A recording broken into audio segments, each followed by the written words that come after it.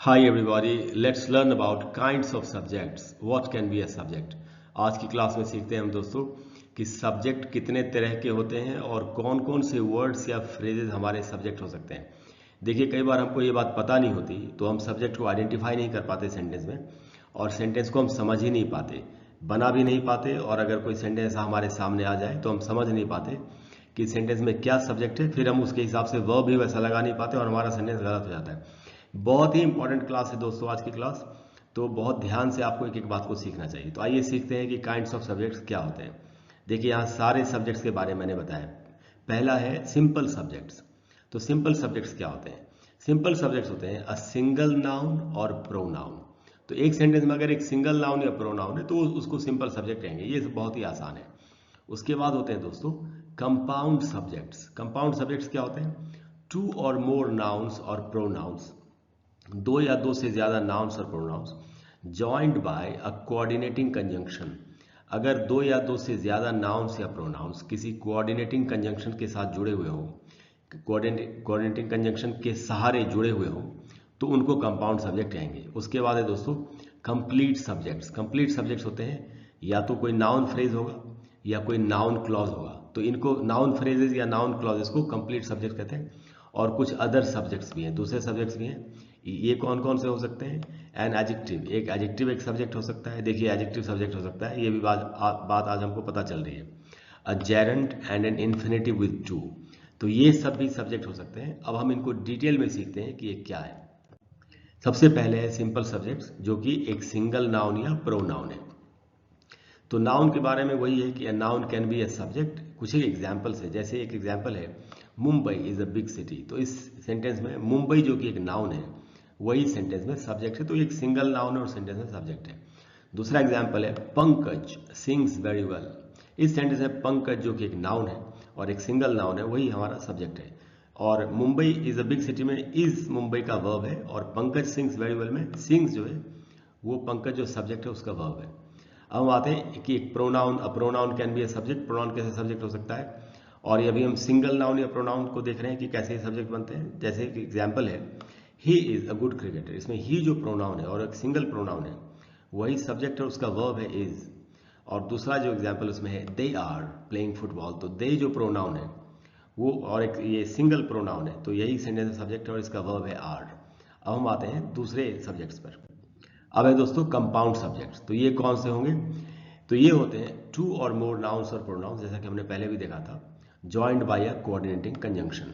अब एग्जांपल्स देख लेते हैं। तो इसमें एग्जांपल्स में अलग अलग करके बताया, जैसे टू सिंगुलर, जैसे दो सिंगुलर नाउन्स अगर एक साथ हों तो कैसे वो कंपाउंड सब्जेक्ट बनेंगे। तो यहाँ पर है द डॉग, ये एक सिंगुलर नाउन है, और दूसरा है द कैट। एंड जो है वो कंजंक्शन है जिससे दोनों नाउन्स जुड़े हुए हैं। तो the dog and the cat इस सेंटेंस में कंपाउंड सब्जेक्ट्स हैं। और इनका वर्ब है बॉदर, जो कि प्लूरल वर्ब है क्योंकि दो नाउन्स हैं हमारे।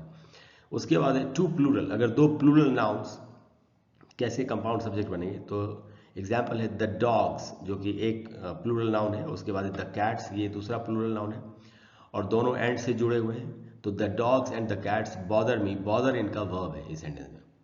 उसके बाद अगर एक सिंगुलर है नाउन और एक प्लूरल है तो कैसे होगा? तो वन सिंगुलर वन प्लूरल। तो द डॉग ये सिंगुलर है एंड कैट्स ये प्लूरल है, एंड से दोनों जुड़े हुए हैं। द डॉग एंड कैट्स ये पूरा का पूरा कंपाउंड सब्जेक्ट है और बॉदर इस सेंटेंस में वर्ब है। तो इस तरीके से कंपाउंड सब्जेक्ट्स आप यूज कर सकते हैं। उसके बाद दोस्तों कंप्लीट सब्जेक्ट्स। कंप्लीट सब्जेक्ट्स में आते हैं नाउन फ्रेजेस या नाउन क्लॉजेस। तो noun phrase, a noun phrase can be a subject. Noun phrase हमारा सब्जेक्ट हो सकता है। एग्जाम्पल से लेते हैं, जैसे यहाँ पर एग्जाम्पल है singing in the bath relaxes me. तो सिंगिंग इन द बाथ एक नाउन फ्रेज है, यही सेंटेंस सब्जेक्ट है और इसका वर्ब है रिलैक्सेस। उसके बाद दूसरा एग्जाम्पल है reading books is my passion. तो रीडिंग बुक्स एक नाउन फ्रेज है और इज इसका वर्ब है इस सेंटेंस में। और उसके बाद देखते हैं नाउन क्लॉज कैसे सब्जेक्ट बनता है। तो noun clause can be a subject. Examples हैं, पहला एग्जाम्पल है वॉट यू सेड येस्टरडे। ये पूरा का पूरा नाउन क्लॉज है जो इस सेंटेंस में सब्जेक्ट है और इसका वर्ब है वॉज। और दूसरा एग्जाम्पल है what she did is incredible. तो इसमें व्हाट शी डिड जो है वो नाउन क्लॉज है और सेंटेंस में वही सब्जेक्ट है और इसका वर्ब है इज। हाँ, अगर आपको नाउन फ्रेजेस क्या होते हैं, नाउन क्लॉजेस क्या होते हैं, ये सब सीखने हो तो मेरी प्लेलिस्ट मेरे चैनल पर मेरी एक प्लेलिस्ट है, उसका नाम है ग्रामर। तो इंग्लिश ग्रामर वाली प्लेलिस्ट है, उसमें जाके आप वीडियोस देखेंगे तो आपको पता चल जाएगा कि नाउन फ्रेज क्या होता है, नाउन क्लॉज क्या होता है। इसके बाद दोस्तों अदर सब्जेक्ट्स, दूसरे सब्जेक्ट्स क्या क्या हो सकते हैं। तो एक एडजेक्टिव हमारा सब्जेक्ट हो सकता है। अब देखिए हम सोच भी नहीं सकते थे कि एक एडजेक्टिव भी सब्जेक्ट हो सकता है। तो कब होता है एक adjective subject? An adjective can be a subject when it functions as a noun, जब ये नाउन की कैपेसिटी में काम करेगा। To represent a whole class, जब एक पूरी क्लास, पूरे वर्ग के बारे में एक एडजेक्टिव एक नाउन की तरह यूज होकर बताए, तब वो भी सेंटेंस में सब्जेक्ट बन सकता है। जैसे इसके एग्जाम्पल है, the rich do not care about money. तो द रिच वैसे तो एडजेक्टिव होता है, लेकिन यहाँ पर द लग के द रिच बोलने से जितने भी अमीर लोग हैं, उनकी जो पूरी क्लास, उनका जो पूरा वर्ग है, उसके बारे में पता चल रहा है, और ये नाउन की कैपेसिटी में यहाँ पर काम कर रहा है। तो the rich do not care, care इसमें हमारा वर्ब है अबाउट मनी। और दूसरा एग्जाम्पल है, the poor always help others. तो इसमें द पुअर जो है वो उसी तरीके से सब्जेक्ट की तरह यूज हुआ है जैसे पहले सेंटेंस में द रिच यूज हुआ था। तो इन दोनों सेंटेंसेस में एडजेक्टिव्स नाउन की कैपेसिटी में आकर के एक पूरे वर्ग को बता रहे हैं और सेंटेंस में सब्जेक्ट की तरह काम कर रहे हैं। उसके बाद है इन्फिनेटिव विद टू। तो an infinitive with to can be a subject. जैसे एग्जाम्पल है, to dance makes me happy. तो इसमें to dance infinitive with to है, मेक्स उसका वर्ब है, और टू डांस यहाँ पर सब्जेक्ट की तरह काम कर रहा है। उसके बाद है to find fault is easy. To find fault, to find infinitive with to है, इज उसका वर्ब है, और इस सेंटेंस में ये सब्जेक्ट की तरह काम कर रहा है। अब एक जेरेंट कैसे सब्जेक्ट बन सकता है? Gerund can be a subject. जैसे dancing makes me happy, actually जो इन्फिनेटिव विद टू का एग्जाम्पल है उसी को जेरेंट में बदल दिया है। To dance makes me happy को डांसिंग मेक्स मी हैप्पी। तो डांसिंग इसमें जेरेंट है, नाउन की कैपेसिटी में काम कर रहा है और सेंटेंस में सब्जेक्ट की तरह यूज हो रहा है। मेक्स उसका वर्ब है। उसके बाद है फाइंडिंग फॉल्ट इज इजी। जो इन्फिनेटिव विद टू था, to find fault is easy, उसी का जेरेंट बनाया फाइंडिंग फॉल्ट इज इजी। तो फाइंडिंग फॉल्ट, फाइंडिंग जो है वो जेरेंट है और इस सेंटेंस में सब्जेक्ट है, इज इसका वर्ब है। तो दोस्तों इस तरीके से इतने सारे सब्जेक्ट्स एक सेंटेंस में हो सकते हैं। अगर हम इनको ठीक से आइडेंटिफाई कर लें और हम इनको यूज करके ऐसे सेंटेंसेस बनाना सीख लें तो हम बड़ी आसानी से दुनिया का कोई भी सेंटेंस बना सकते हैं।